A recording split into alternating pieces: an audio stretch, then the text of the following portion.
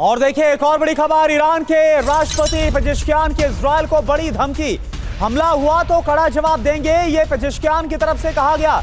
हमले की गलती का अंजाम काफी विनाशकारी होगा, हम युद्ध नहीं चाहते लेकिन जवाब करारा देंगे अगर इजराइल की तरफ से पलटवार किया गया ईरान के ऊपर। तो ये ईरान के राष्ट्रपति पेजेश्कियान की तरफ से धमकी दी गई है कि अगर इजराइल ने एक बार फिर से उस पर हमला किया तो इसके बाद करारा जवाब होगा।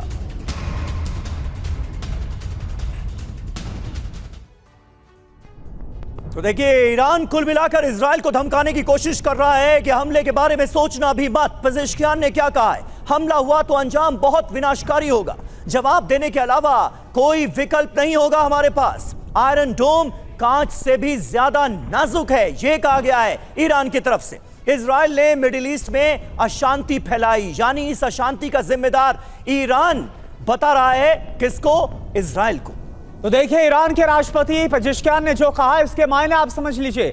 हमले के बाद इजराइल पर दबाव की जो रणनीति है वो बनाते हुए पेजेश्कियान साफ तौर पर नजर आ रहे हैं। ईरान को इजराइल से बड़े जवाब की आशंका है, पलटवार करेगा, इस बात का पूरा डर है। अब खास बात आप समझिए, पेजेश्कियान ने इजराइल को यह धमकी दोहा से दी है, तो यह साफ तौर पर समझ में आ रहा है। महेश सचदेवा सर, आपसे मेरा सवाल यह है कि इजराइल पलटवार करेगा, ये सभी जानते हैं और इसको लेकर हमने देखा कि कैसे बेंजामिन नेतन्याहू रणनीति भी तैयार करते हुए नजर आ रहे हैं, लेकिन अमेरिका एक रिस्ट्रेन करता हुआ नजर आ रहा है कि जवाब जो होगा, कोई भी हमला वहां के न्यूक्लियर जो एस्टैब्लिशमेंट है उस पर नहीं होगा, कोई हमला ऑयल डिपोज रिफाइनरीज पर नहीं होगा। क्या इजराइल मानेगा जो बाइडेन हिदायत देते हुए नजर आ रहे हैं? देखिए वरना जब भी अमेरिका कोई एडवाइस देता है, एडवाइजरी इशू करता है, तो हमेशा ये डर रहता है क्या वही तो नहीं होने वाला है, क्या वही तो नहीं होने वाला है। क्योंकि अगर आप देखिए, अमेरिका की रणनीति रही है कि ईरान कभी भी अब न्यूक्लियर सक्षम ना हो पाए, वो उनके लिए सबसे बड़ा चैलेंज है। और ये वॉर एक अपॉर्चुनिटी है जो वॉर में कन्वर्ट हो गई। और जहाँ तक सवाल है, जो टेररिस्ट ऑर्गेनाइजेशन, जो प्रॉक्सी ऑर्गेनाइजेशन थे जिनके थ्रू ईरान अपने पावर को असर्ट करता था, उसको एक तरीके से डेसिमेट कर दिया गया है।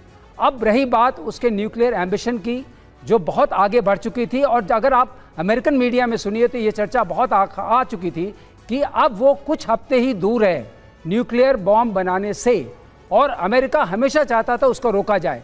अगर मैं इस बिंदु को जोड़ के देखता हूं तो मुझे ऐसा लगता है कि अमेरिका अब शायद यह बोलने की कोशिश कर रहा है कि यह नहीं होगा, लेकिन ईरान को न्यूक्लियर इनकैपेबल बनाने का जो मोमेंट अभी मिला है, उसका जरूर इस्तेमाल होगा। वो इस्तेमाल किस तरीके से होगा वो देखने वाली बात होगी। ठीक है श्रीवास्तव जी, ये सवाल एक्चुअली सचदेवा जी से था, तो सचदेव जी रिएक्ट करना चाह रहे थे। सचदेव सर, कुल मिलाकर ये जो समीकरण बनते हुए नजर आ रहे हैं, इस पर क्या आप कहेंगे? क्योंकि ईरान जो है वो रूस से परमिशन लेता है हमलों से पहले, इजराइल जो है वो अमेरिका से परमिशन लेता है हमलों से पहले। ये जो समीकरण बनते हुए नजर आ रही है, जो महाशक्तियां इस युद्ध में इन्वॉल्व होती हुई नजर आ रही हैं, कैसे देखेंगे इसे?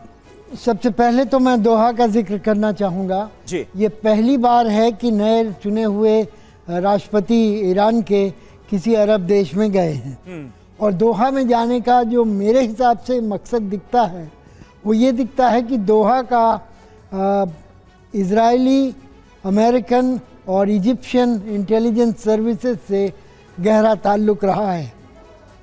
और आपको याद होगा कि हमास के और इजराइल के बीच में जब युद्ध विराम की बातें हो रही थी तो दोहा और कैरो में ही निगोशिएशंस किए जा रहे हैं। बिल्कुल, इस्माइल हानिया तो रहता ही वहीं था जी।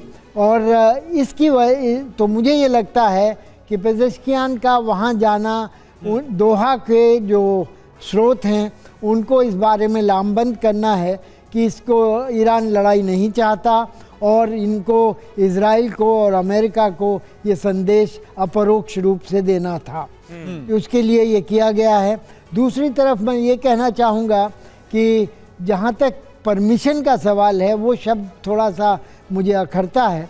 परमिशन की बात तो ना तो मॉस्को से कोई परमिशन तेहरान को मिलती है, ना ही टेल अवीव को वाशिंगटन से कोई परमिशन मिलती है। अपनी राय दी जाती है, लेकिन ये जैसे अंग्रेजी में कहते हैं टेल वैगिंग द डॉग, तो टेल आगे रहती है, पूंछ आगे रहती है, कुत्ता पीछे रहता है।